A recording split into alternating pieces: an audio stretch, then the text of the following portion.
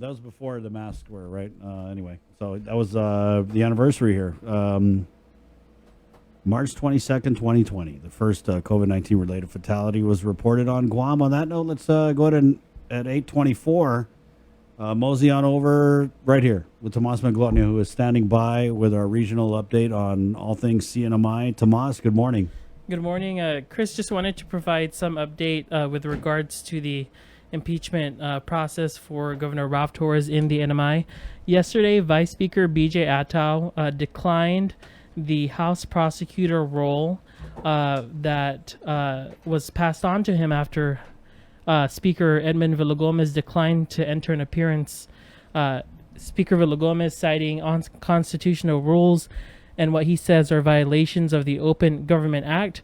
Vice Speaker B.J. Attow says in this 6-page letter to the Senate President yesterday, quote, similarly, I am not in a position based on the Senate's own rules to either accept or decline the role of impeachment prosecutor. Moreover, even if I was in a position to serve as the impeachment prosecutor, I hereby decline. So Vice Speaker B.J. Attow declining, which now, according to the Senate rules, Chris, now the House prosecutor will be hand-selected by Senate President Jude Hofschneider. We reached out to Senate President Jude Hofschneider this morning on who he plans to select as the House prosecutor. He responded just a few minutes ago saying he'll be releasing a press release soon to share, hopefully later this morning. And as the impeachment trial struggles to get off the ground in the Republican-led Senate, the Democratic Party in the NMI also seeing its fair share of struggle. The Representative Karina Magofna, who, Chris, if you remember, we brought live extended coverage of that special election for Precinct 3. She has decided to say adios to the Democratic Party, and this was our interview on her explaining why she decided to leave. And of course, this is happening as also the NMI Democratic Party Chair Nola Hicks has resigned. Okay. All right, we're rejoined with Representative Karina Magofna. And Representative Magofna, thanks for joining us. Of course, we're checking in with you after you announced that you're running as independent. You released your letter yesterday, and you've been speaking to why you made the decision and also to run as an independent in the next election. So can you speak to why you decided to make this announcement now? Sure. Thank you for the question, Thomas. I really appreciate you giving me the opportunity and the time to speak to my constituents using your platform. First and foremost, I would like to send my deepest gratitude to all my constituents here in Precinct 3. I am deeply grateful for the opportunity that they have given me to represent them at the legislature with their votes of confidence. So thank you very much to all my constituents. Second, I would like to thank the Democratic Party for all the support and the help that they have given me along this journey. They did play a big role as well with me filling this seat in. So thank you to the Democratic Party.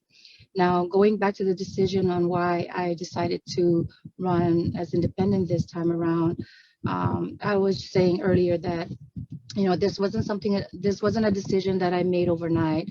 I've been struggling with this decision for a little bit over a couple months now. I've been speaking to many of my family members and having really just long conversations with my constituents.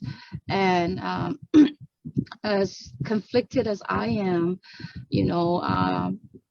I had to keep it simple and simplify things for myself so that I can make that decision and make, I don't know if it's the right decision, but I had to remind myself how I got here and why I'm even here.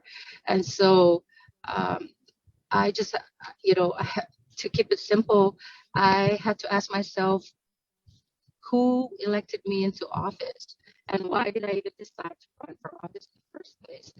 And the clear and simple answer was, I did it for the people. In the beginning of 2020, when I made the decision to run for office, I didn't even have a party in mind. I just knew that I wanted to commit myself and serve the people in any way that I can to help make the Commonwealth a better place to live in. And so that's what I had to go back to and just kind of dig deep down and ask myself those questions, and so as soon as I made that determination, it wasn't as hard to make the decision to run as independent. Yes, I'm kind of torn that I will be leaving the party, but I had to remind myself that I'm actually not leaving the party or my colleagues. I will still be working with them. I still have good working relationships with them. Nothing has really changed, and I think that's the most important message that I would like to send to my constituents, is that regardless of what party affiliation I'm with, I have not changed as a person. My commitments, my goals, my objectives, my whole reason for being here is the very same reason why I started in the beginning. So the message to my constituents is that I'm still the very same person who you voted for to represent you at the legislature. I'm still the same Karina with the same principles, with the same commitment, and nothing has changed, except I'm going independent this time around. So I humbly ask that the people will continue to support me, and I ask for their respect with regards to my decision, and I just kind of want to keep it like that. Yes, and Representative, I just have a few follow-up questions. The first of which is, was there any turning point for you in the Democratic Party that you decided to run as independent? We know that you've gone through the impeachment, process as well. You're part of that preparation. In fact, the Speaker mentioned your name in his letter yesterday to the Senate President in terms of who should be prosecuting the impeachment case. Was there a series of events or that have led you to this decision? Is it almost a rebuke of the Democratic Party? Because Not at all. people are, Not at all. you're leaving the party, and it seems as though maybe your values are no longer aligned with theirs. Would you say that's the Not case? not at all. I would, that is definitely not the reason for me for my decision. Like I said, I've had really long discussions with many different people, including my family, and this was just the decision that I came up with, and I Have you figured that spoken? Have you spoken to the Democratic Party chair, Nola Hicks? we we have communicated. Like, I haven't communicated with her for quite some time now, but I do plan to. And but other members of the Democratic Party, such as my colleagues, they are all aware of my decision. Even I started sharing it with them back in January and even in February. That I was having thoughts about. I was considering the thought of moving to independent, and so this is nothing new to my colleagues. I personally shared it with every single one of them, and so that's kind of where it is.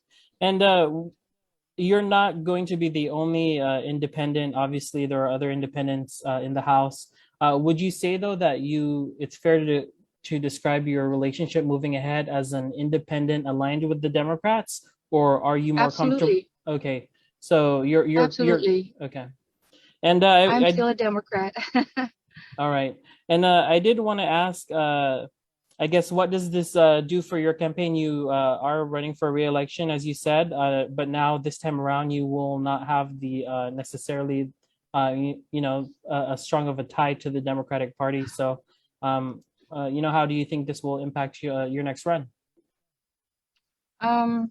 I'm just gonna work just as hard, if not harder, than I did during the special election. I will continue to do my house-to-house visits, and that's all I can do as far as campaigning. I'm just gonna work really, really hard in making sure that I'm in touch with the people, and that the people know that I haven't changed as a person, and that I'm still more than happy to serve my constituents if they would allow me. All right, Representative Magofna, that's all the questions I had. Is there any parting words you'd like to say? I'm sure we'll catch up another time, but with regards to this matter, is there any last comment? Um, no, I just want the people to know that honestly, I don't have any qualms with my Democratic colleagues. As a matter of fact, we have really good working relationships, and I don't foresee that changing. Just because a person, changes or makes a decision to go independent or neutral, it doesn't change the fact that they have good working relationships. We still um, work together very well, and we still are striving for the same goals and objective, which is to help our people and help make the CNMI a better place to live in. So nothing has changed as far as our goals and commitments. All right, thank you so much for your time. I appreciate it. Thank you, Thomas. All right, and so there you have it. As we reported yesterday as well, the NMI Democratic Party chair, Nola Hicks, has also stepped down, seemingly in exodus. And Chris, we'll have more information on the hotspot. We'll have the latest update for you there. And the NMI House is also expected to hold a press conference at 10 in the morning to address the CNMI retiree bonus issue, which we've been reporting on extensively. Yeah, I had a listener contact me, Tomas, wanting to know, did you ever get a hold of Senator Carl King Neighbors? Senator Carl King Neighbors? No, I will continue to follow up. So what day is this?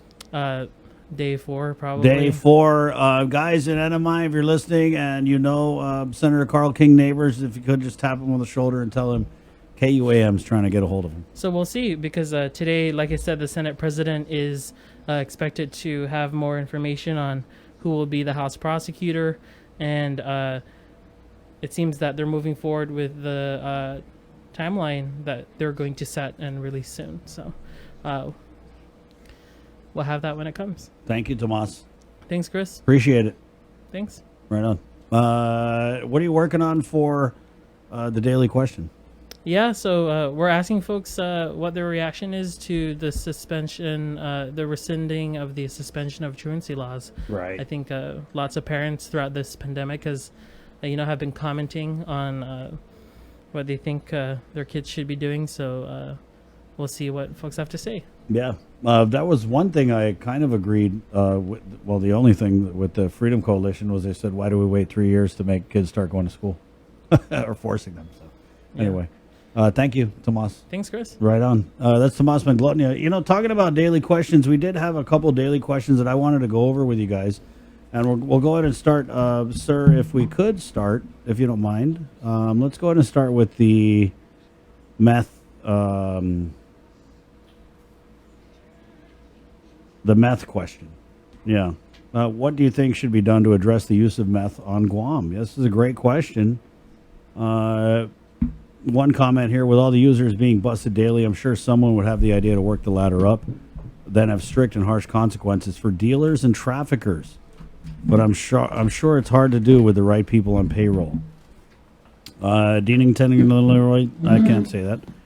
Comments, rehab all the drug users after jail, make it mandatory and legal to help the families out there, because this substance is killing our people slowly. I don't even think it's killing them slowly. I think it's killing them quickly. Uncle Drew comments, lock them all up, throw away the key. Bad decisions like this lead to a lot of other problems, especially if there are parents with young children. Iridescent comments, 40 years in prison for importation, 25 years for pushing and selling with no chance of parole, and have an AG that can prosecute. Ow. Lizard Liberation comments, meth is part of Guam's cultural heritage. Protect some more. Come on now.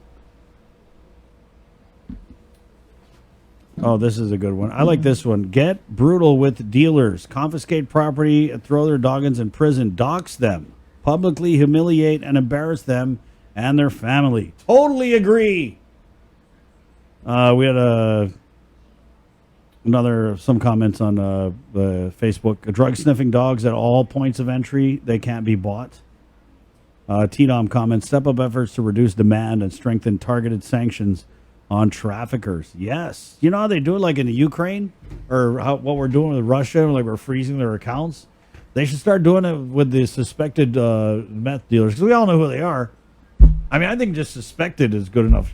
freeze the account, right? And they take their money out of the account and use their funds to go gas everyone's car. Chris Barnett for senator, right? Wow. 8:39. Yeah, thank you. We had another question, another daily question. What issues matter the most to you in the upcoming election? Finogi Chamorro comments in here. The Chamorro Land Trust.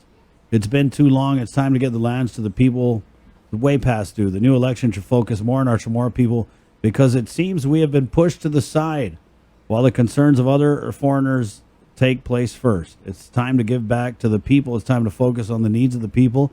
Everything must be pursued, such as the rights of the indigenous people to fish in the preserves. It's time to honor the people of the land. Fight for the same values and privileges that Native Americans hold today. Crime rates increase because GPD officers obviously don't take their jobs seriously. Some GPD officers are busy with their monkey business instead of patrolling the streets. Ethan comments, we shouldn't answer crime with longer sentencing like people are mentioning in this thread. We should answer it with more police visibility and patrols, not harsh police tactics like stop and frisk. If you think our government hasn't funded the police, that's wrong. Lou funded the police thanks to the ARP passed by the United States Congress. Thank you for the federal. What are they going to do? I'm sorry. Anytime I hear ARP, I just like it's stuck in my head. Make it stop. What are they going to do about the rising crime rate and how repeat offenders are not sentenced long enough, released from prison to commit more crimes? Amen. That being said, the Stand Your Ground law should be passed. Let the citizens have a chance to protect themselves and their loved ones. All right. Thank you for that. I also wanted to share, is this the one? Yeah, I wanted to share this with you guys. I don't know if we, it was kind of like, did we report on this? I don't think we, let me just check, KUAM.com, guys. Guys, I always go to KUAM.com. We've also got a great app, the KUAM News app, to get all my news and information. Yeah, I don't think that we didn't report on this because it wasn't like a crazy crime, but I wanted to share it with you guys just because. And this is it's a magistrate document in which Ron Herwin, aka Ron Irwin, was charged with attempted criminal mischief, reckless